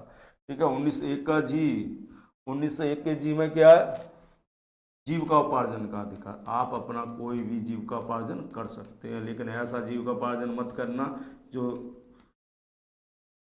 समाज के लिए अहितकर हो। अधिकार है, जीविकोपार्जन करने का अधिकार है। ऐसा जीविकोपार्जन नहीं कर सकते जो समाज के लिए कैसा हो, अहितकर हो। ठीक है, ऐसा जीविकोपार्जन नहीं कर सकते जो समाज के लिए क्या हो, अहितकर हो। ठीक है, चलिए, तो इस क्वेश्चन का आंसर क्या हो गया, 1901 का ए हो गया।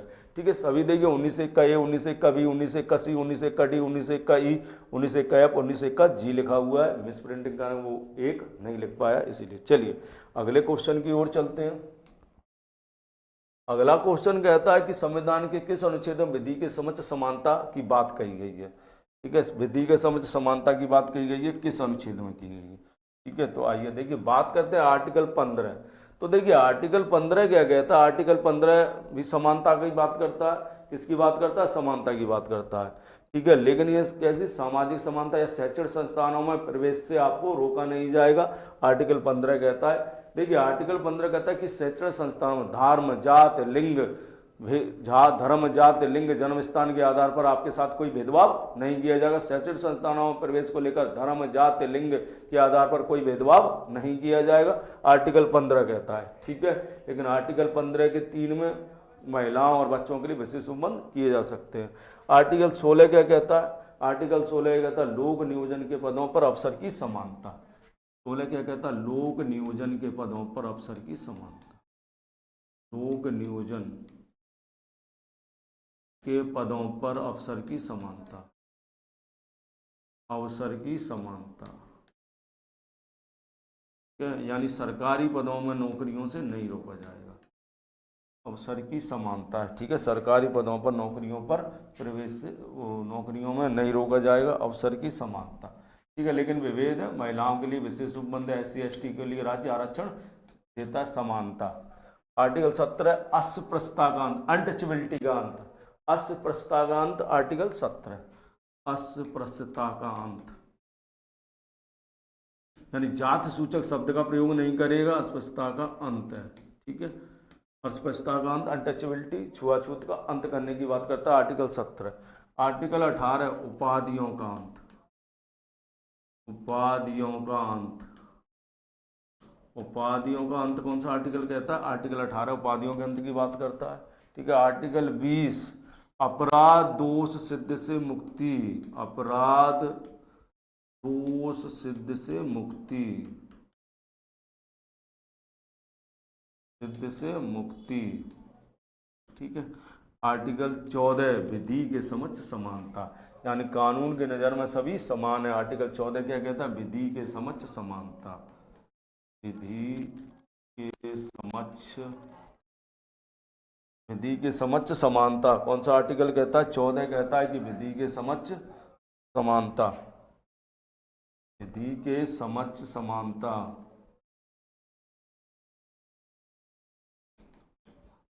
कौन सा आर्टिकल कहता है? आर्टिकल 14 कहता है कि विधि के समक्ष समानता, यानी कानून की नज़र में सभी लोग समान हैं। आर्टिकल 21 प्राण व दैहिक स्वतंत्रता, प्राण व दैहिक स्वतंत्रता।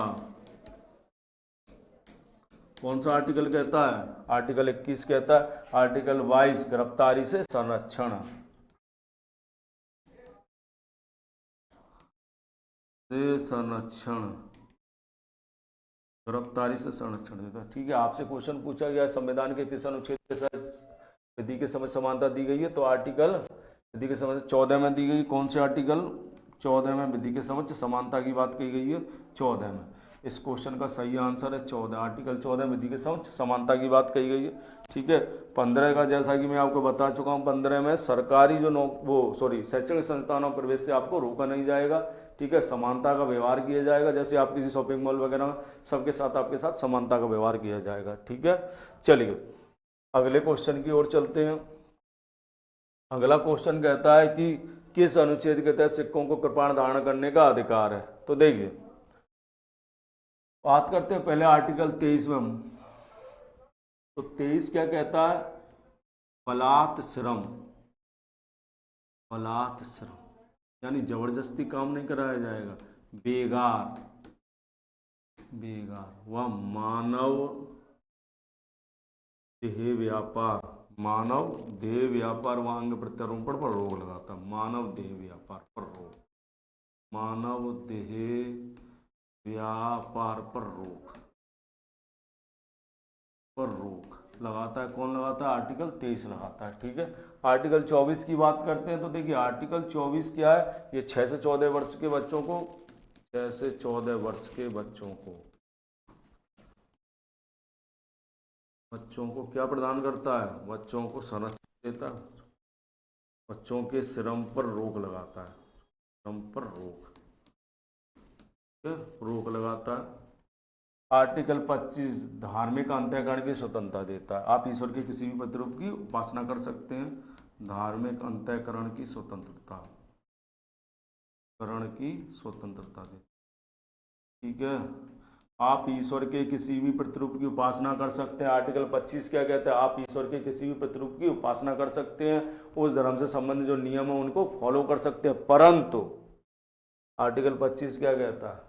नियम को तो फॉलो कर सकते हो, लेकिन कोई ऐसा कार्य नहीं करोगे जो उस धर्म की हानि करे। ठीक है, अनुच्छेद 25 क्या कहता है? कोई ऐसा इसी में आपको सिक्कों को क्या कृपाण धारण करने का अधिकार, सिक्कों को कृपाण धारण करने का अधिकार है, करने का अधिकार। सिक्कों को क्या अधिकार है? कृपाण धारण करने का अधिकार है। सिक्कों को क्या अधिकार है? कृपाण धारण करने का अधिकार है सिक्कों को। ठीक है, आर्टिकल 25 में सिक्कों को कृपाण धारण करने का अधिकार है। आर्टिकल 26 क्या कहता है? आइए बात करते हैं 26 की। तो देखिए आर्टिकल 26 ये कहता है कि कोई भी व्यक्ति है उसे अपनी पसंद के धार्मिक संस्थानों की स्थापना करने और उनका प्रबंध करने का अधिकार है। अपनी पसंद के धार्मिक संस्थानों की स्थापना, धार्मिक संस्थानों की स्थापना व प्रबंध का अधिकार, प्रबंध का अधिकार। ठीक है, दूसरी बात आर्टिकल 27 से क्या कहता है? आर्टिकल 27 से कहता है कि राज्य कोई ऐसा कर नहीं लगा सकता जिसकी आय किसी दूसरे धर्म के लिए निश्चित कर दी गई। या मैं कहूँ राज्य कोई धार्मिक कर नहीं लगाएगा। राज्य कोई क्या नहीं लगाएगा? धार्मिक कर नहीं लगाएगा, धार्मिक कर नहीं लगाएगा। ठीक है, आर्टिकल 28 क्या कहता है? आर्टिकल 28 से कहता है राज्य द्वारा पोषित शिक्षण संस्थानों में धार्मिक शिक्षा नहीं दी जाएगी। आर्टिकल 28 क्या कहता है? राज्य द्वारा पोषित धार्मिक शिक्षण संस्थानों में धार्मिक शिक्षा नहीं दी जाएगी, मतलब राज्य द्वारा पोषित शिक्षण संस्थानों में धार्मिक शिक्षा नहीं दी जाएगी, उस पर प्रतिबंध लगाता है आर्टिकल 28। आर्टिकल 29 क्या कहता है? आर्टिकल 29 ये कहता है कि किसी भी व्यक्ति को उसकी भाषा और जन्म स्थान और लिंग के आधार पर शैक्षणिक संस्थानों में किसी भी प्रवेश से रोका नहीं जाएगा, भाषा के आधार पर। यानी आर्टिकल 29 में क्या, शिक्षा व संस्कृति के संरक्षण का अधिकार है, आर्टिकल 29। यही आर्टिकल 30 क्या कहता है, आइए बात कर लेते थोड़ा इनकी, ठीक है। आइए आर्टिकल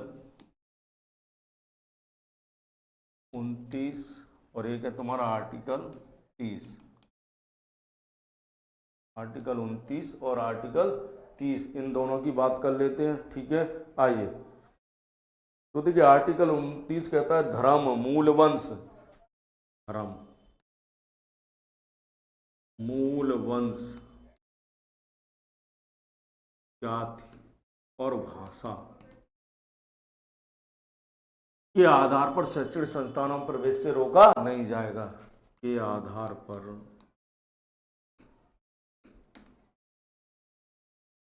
शैक्षणिक संस्थानों में, शैक्षणिक संस्थानों में प्रवेश से रोका नहीं जाएगा, शैक्षणिक संस्थानों में प्रवेश से रोका नहीं जाएगा, प्रवेश से रोका नहीं जाएगा,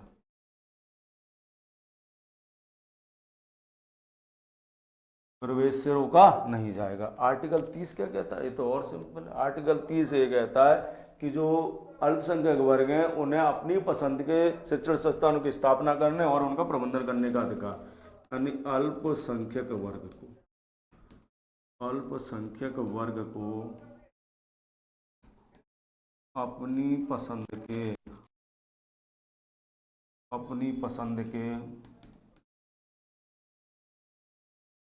शैक्षणिक संस्थानों की स्थापना करने का अधिकार, की स्थापना व प्रबंधन का अधिकार है, प्रबंधन का अधिकार,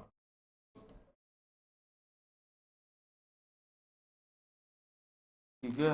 राज्य जब इनका अधिग्रहण करेगा तो क्षतिपूर्ति देने में कोई भेदभाव नहीं करेगा, ठीक है।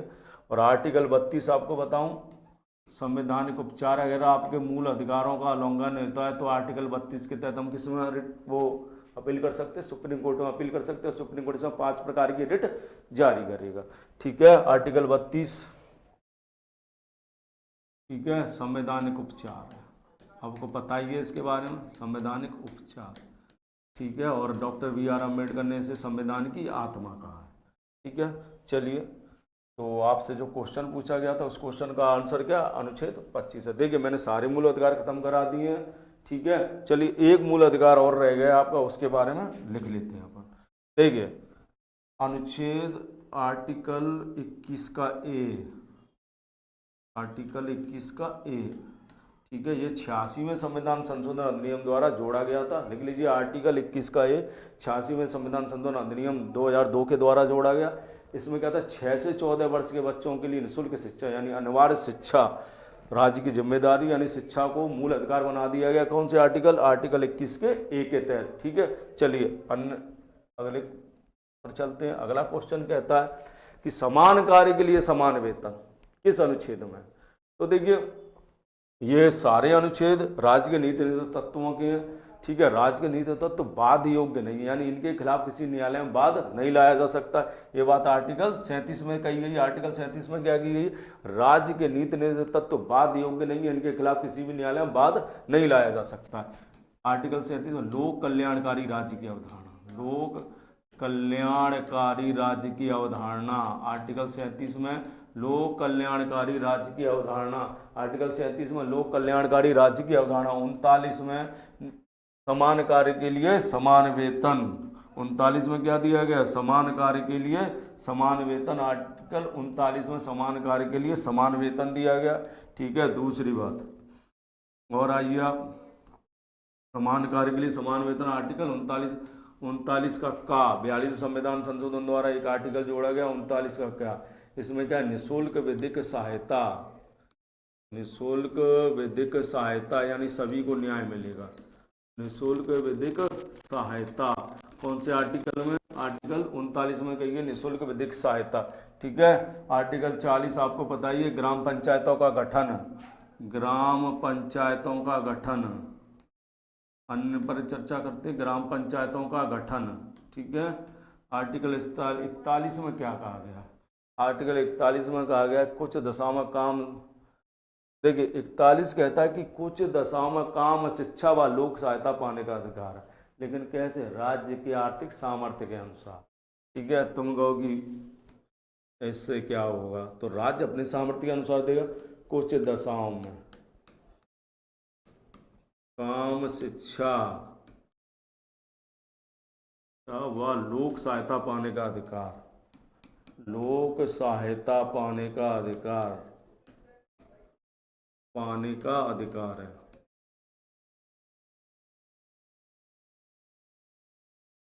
कुछ दशाओं में काम, शिक्षा व लोक सहायता पाने का अधिकार है। आर्टिकल 42 क्या कहता है? देखिए आर्टिकल 42 ये कहता है काम कैसा होना चाहिए? मनोवांछित होना चाहिए तथा प्रसूति सहायता पाने का अधिकार। काम मनोवांछित दशाओं में हो, काम मनोवांछित दशाओं में, मनोवांछित दशाओं में काम कैसा होना चाहिए? मनोवांछित दशाओं में होना चाहिए। मनोवांछित दशाओं में काम होना चाहिए। कैसा होना चाहिए? मनोवांछित दशाओं में कार्य होना चाहिए। ठीक है। कार्य कैसा होना चाहिए? मनोवांछित दशाओं में होना चाहिए। और लोक सहायता पाने का अधिकार, और क्या पाने का अधिकार है? लोक सहायता पाने का अधिकार है। पाने का अधिकार, वो काम मनोवांछित दशाओं में तथा प्रसूति सहायता, सॉरी कौन सी सहायता? प्रसूति सहायता पाने का अधिकार है। जननी सुरक्षा योजना इसी के तहत है, प्रसूति सहायता पाने का अधिकार। ठीक है। प्रसूति सहायता पाने का अधिकार है। ठीक है। आर्टिकल 43 में क्या? उद्योगों के, आर्टिकल 43 कर्मकारों को निर्वाह मजदूरी। आर्टिकल 43 क्या कहता है? कर्मकारों को निर्वाह मजदूरी। ठीक है। और 43 का ए जो 42 संविधान संशोधन द्वारा है, इसमें मनरेगा, वो सॉरी 42 में संविधान संशोधन द्वारा 43 का ए जोड़ा गया है, और इसमें क्या? उद्योगों के प्रबंधन में शेयर की अवधारणा। ठीक है। आर्टिकल 43 कर्मकारों के लिए निर्वाह मजदूरी। आर्टिकल 43 का ए जो 42 संविधान संशोधन द्वारा जोड़ा गया, उसमें क्या है? उद्योगों के प्रबंधन में शेयर की अवधारणा। आर्टिकल 44 समान सिविल सहायता। आर्टिकल 44 में क्या है? समान सिविल सहायता है। इस क्वेश्चन का आंसर समान कार्य के समान वेतन आर्टिकल 39 में दिया गया है। ठीक है। अगले क्वेश्चन की ओर चलते हैं। अगला क्वेश्चन कहता है कार्यपालिका और न्यायपालिका की शक्तियों का विभाजन। तो देखिए कार्यपालिका और न्यायपालिका के लिए शक्तियों का विभाजन कौन से अनुच्छेद में दिया गया है? आइए पहले अनुच्छेद पर चर्चा कर लेते हैं। आर्टिकल 45 क्या कहता है? आर्टिकल 45 कहता है पोषाहार। वो आर्टिकल 45 में क्या कहा गया है? आर्टिकल 45 कहता है 0 से 6 वर्ष के बच्चों के लिए शिक्षा, यानी 0 से 6 वर्ष के बच्चों की देखभाल, वर्षों के लिए, वर्ष के बच्चों के लिए शिक्षा, 0 से 6 वर्ष के बच्चों के लिए शिक्षा।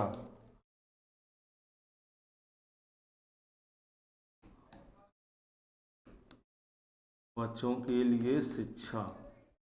ठीक है। 6 वर्ष के बच्चों के लिए क्या है? शिक्षा। 0 से 6 वर्ष के बच्चों के लिए शिक्षा उपलब्ध कराई जाएगी। कौन सा? अनुच्छेद 46 कहता है।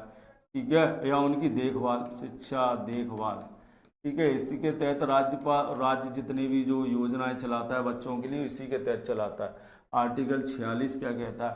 आर्टिकल 46 SC ST के लिए विशेष प्रावधान करेगा, या उनकी विशेष प्रावधान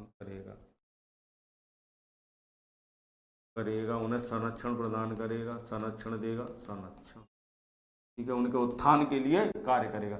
आर्टिकल 47 पोषाहार निषेध, पोषाहार स्तर में सुधार, सॉरी पोषाहार स्तर में सुधार, बच्चों को मिड डे मील योजना इसी के तहत है। तथा मद्य निषेध, क्या कार्य करेगा? मद्य निषेध कार्य करेगा। ठीक है। आर्टिकल 48 क्या कहता है? आर्टिकल 48 कहता है कृषि में वैज्ञानिक तकनीक का उपयोग करेगा। ठीक है। और उसे बढ़ावा देगा। ठीक है। तथा जो दुधारू गायें हैं, पशु हैं, उनको भी वैज्ञानिक तकनीक के तहत उनमें सुधार किया जाए उनकी नस्ल में, तथा गौ हत्या निषेध की बात करता है आर्टिकल 48। कृषि से संबंधित, कृषि का गौवध निषेध, वध निषेध की बात करता है आर्टिकल 48। और आर्टिकल 48 का ये पर्यावरण संरक्षण से संबंधित 42वें संविधान संशोधन द्वारा जोड़ा गया। 48 का ए पर्यावरण संरक्षण,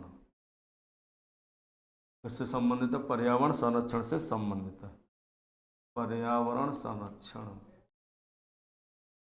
संरक्षण से संबंधित, ठीक है।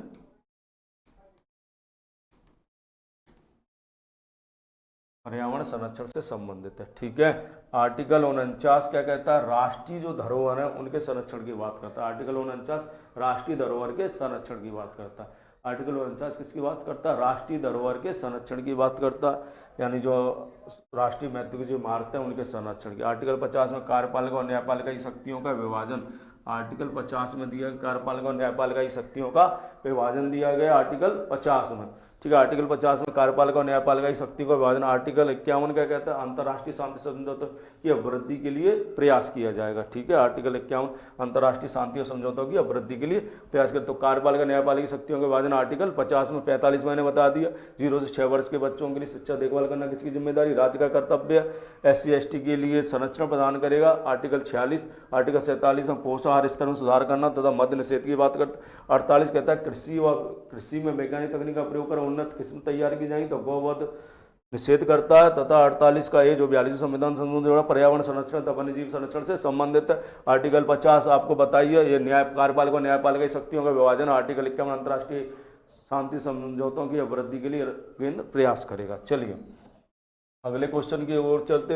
अगला क्वेश्चन कहता है राष्ट्रपति के अध्यादेश जारी करने की शक्ति किस अनुच्छेद में दी गई है। तो पहली बात याद करिए, आर्टिकल 52। आर्टिकल 52 क्या कहता है, आर्टिकल 52 कहता है कि भारत का एक राष्ट्रपति होगा, भारत का एक राष्ट्रपति होगा।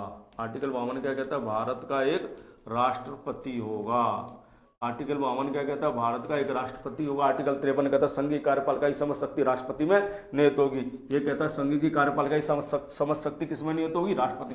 संघ की कार्यपालिका की समस्त शक्ति राष्ट्रपति में निहित होगी। संघ की कार्यपालिका की समस्त शक्ति किसमें निहित होगी, राष्ट्रपति में निहित होगी, जिसका प्रयोग या स्वयं करेगा या अपने अधीनस्थ अधिकारियों द्वारा करवाएगा। संघ की कार्यपालिका की समस्त शक्ति किसमें निहित होगी, राष्ट्रपति में निहित होगी। ये बात किसमें कही गई है, आर्टिकल 53 कहता है। आर्टिकल 54 में राष्ट्रपति का निर्वाचन मंडल, आर्टिकल 54 में राष्ट्रपति का निर्वाचन मंडल, राष्ट्रपति का निर्वाचन मंडल आर्टिकल 54 में निर्वाचन मंडल, ठीक है, निर्वाचन मंडल है आर्टिकल 54 में। निर्वाचन मंडल में कौन सा में, लोकसभा प्लस राज्यसभा प्लस विधानसभा के सभी निर्वाचित सदस्य, सभी निर्वाचित सदस्य शामिल होंगे, ठीक है, सभी निर्वाचित सदस्य शामिल होंगे, ठीक है। लोकसभा और राज्यसभा और विधानसभा के सभी निर्वाचित सदस्य शामिल होंगे। आर्टिकल 55 में क्या है, निर्वाचन की रीति, राष्ट्रपति के निर्वाचन की रीति क्या है, वो आर्टिकल 55 में दी गई है, निर्वाचन की रीति, ठीक है। आर्टिकल 55 में क्या, राष्ट्रपति के निर्वाचन की रीति आर्टिकल 55 में दी गई, राष्ट्रपति के निर्वाचन की रीति। राष्ट्रपति के निर्वाचन की रीति में क्या है, राष्ट्रपति के निर्वाचन का जो चुनाव होता है अप्रत्यक्ष निर्वाचन प्रणाली द्वारा होता है, ठीक है, अप्रत्यक्ष निर्वाचन प्रणाली एकल संक्रमणी आधार पर होता है। आर्टिकल 56 में राष्ट्रपति की पदावधि दी गई है। आर्टिकल 56 में क्या, राष्ट्रपति की पदावधि जो उसके शपथ ग्रहण करने से 5 वर्ष तक है। आर्टिकल 57 राष्ट्रपति का पुनर्निर्वाचन, यानी पुनर्निर्वाचन, एक व्यक्ति कितनी भी बार भारत में राष्ट्रपति बन सकता है, कोई रोक नहीं है, पुनर्निर्वाचन है राष्ट्रपति का आर्टिकल 57 में, ठीक है। 61 में क्या है, महाभियोग, महाभियोग है 61 में, राष्ट्रपति का महाभियोग किसमें, 61 में। 60 में शपथ, 72 में क्या है, क्षमादान की शक्तियां, ठीक है। देखिए 57 में क्या, राष्ट्रपति का पुनर्निर्वाचन, 61 में क्या, राष्ट्रपति पर महाभियोग, राष्ट्रपति का महाभियोग कदाचार के आधार पर लगाया जाता है। 60 में राष्ट्रपति को शपथ, राष्ट्रपति को शपथ कौन दिलाएगा, राष्ट्रपति को शपथ CGI यानी सुप्रीम कोर्ट का मुख्य न्यायाधीश दिलाता है। आर्टिकल 72 राष्ट्रपति के क्षमादान की शक्तियां। आर्टिकल 123 में राष्ट्रपति के अध्यादेश जारी करने की शक्ति, आपसे यही क्वेश्चन पूछा गया कि राष्ट्रपति का अध्यादेश जारी करने की शक्ति किस अनुच्छेद में दी गई है। आर्टिकल 123 में राष्ट्रपति का अध्यादेश जारी करने की शक्ति दी गई है। ठीक है, अब देखिए राष्ट्रपति अध्यादेश कब जारी करेगा, जब सदन का सत्र ना चल रहा हो और देश में ऐसी परिस्थितियां मौजूद हो किसी विषय पर कानून बनाना आवश्यक हो, तो ऐसे समय राष्ट्रपति अध्यादेश जारी करता है। ठीक है, तो मैं उम्मीद करता हूं दोस्तों कि आज का सेशन आपको पसंद आया होगा और यह सेशन आपके लिए परीक्षा की दृष्टि से अत्यंत उपयोगी और महत्वपूर्ण साबित होगा। ठीक है, अगर आपको आज का सेशन पसंद आया है तो इसको लाइक कीजिए, शेयर कीजिए और अधिक से अधिक लोगों तक पहुंचाइए। नमस्कार, धन्यवाद।